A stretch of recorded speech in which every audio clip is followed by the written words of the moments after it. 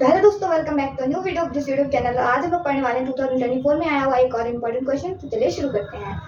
Question दे रखा है, एक बहुमंजिल भवन के शिखर से देखने पर 8 मीटर ऊंचे भवन के शिखर व तल का अवनमन कोण क्रमशः 30 डिग्री तथा 45 डिग्री है। सबसे पहले तो आपको बता दें, इस आधार के समांतर लाइन खींचे तो यहाँ पर जो कोण बनेगा ऊपर से देखने पर वो होता है अवनमन कोण। ठीक है, तो ये आपके 30 और 45 है। पहला वाला 30 बन रहा है और जो कि शिखर से बन रहा है, और दूसरा वाला है तल से। और ये वाला जो मकान, ये वाला जो है वो भवन का शिखर है और ये बहुमंजिल भवन है। ठीक है, तो यहाँ से जब हम लोगों ने ऊपर से देखा तो यहाँ 30 डिग्री बन रहा है अवनमन कोण, इसलिए ये वाला 30 डिग्री बन गया यहाँ पर एकांतर कोण की वजह से। यहाँ से जब नीचे देखा गया इसके तल में तो यहाँ पर 45 डिग्री अवनमन कोण था और इसलिए यहाँ पर भी 45 डिग्री हो गया क्योंकि एकांतर कोण है। यहाँ पर आपको बहुमंजिल भवन की ऊंचाई और दोनों भवनों के बीच की दूरी ज्ञात करनी। त्रिभुज ACD में आप tan 45 डिग्री देखेंगे। tan 45 डिग्री क्या होता है? जो कोण होता है उसके सामने वाली भुजा लंब होती है और नीचे वाली आधार होती है।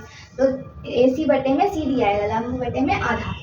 ठीक है, तो tan 45 का मान होता है 1, AC बटे में CD रहेगा। ठीक है, तो CD इधर जाएगा, 1 से गुणा होगी तो AC बराबर CD हो जाएगा। अब इसके बाद में त्रिभुज ABE में ये वाला त्रिभुज लेंगे। अब तो यहाँ पर आपको कोण दे रखा है 30 डिग्री, तो tan 30 डिग्री बराबर AB बटे में EB। AB लंब है और ये EB आधार है, इसलिए लंब बटे में आधार आ गया, AB बटे EB।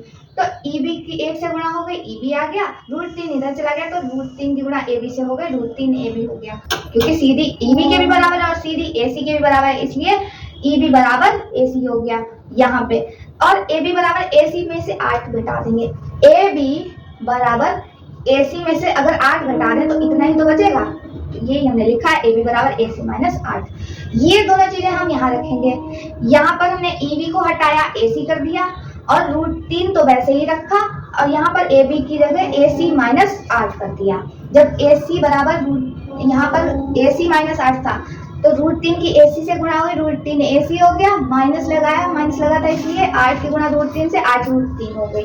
ठीक है, तो ये जो 8 √3 माइनस का था इधर लाया प्लस का हो गया और AC प्लस का था इधर आया माइनस का हो गया।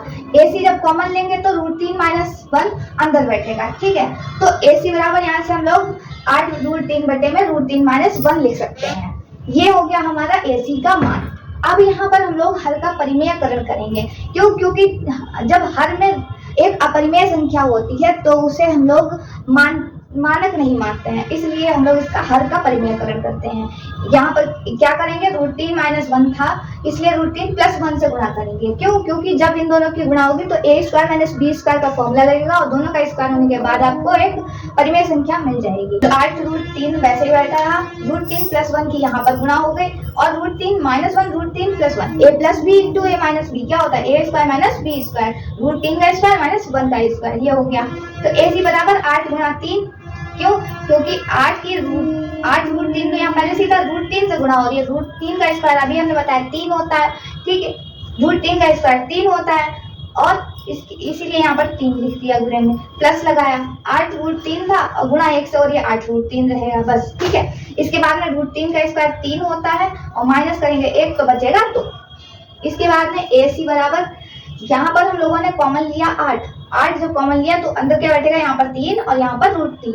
ठीक, तो जब यहाँ से 2 से कैंसिल करेंगे 8 को तो 4 बचेगा, यानी कि AC बराबर 4 गुणा 3 प्लस √3 मीटर आपका AC का मान है। यानी कि बहुमंजिला भवन की ऊंचाई AC बराबर है उनके बीच की दूरी CD के और दोनों का ही मान आपको कितना दे रखा है, कितना आएगा, 4 गुणा 3 प्लस √3 मीटर।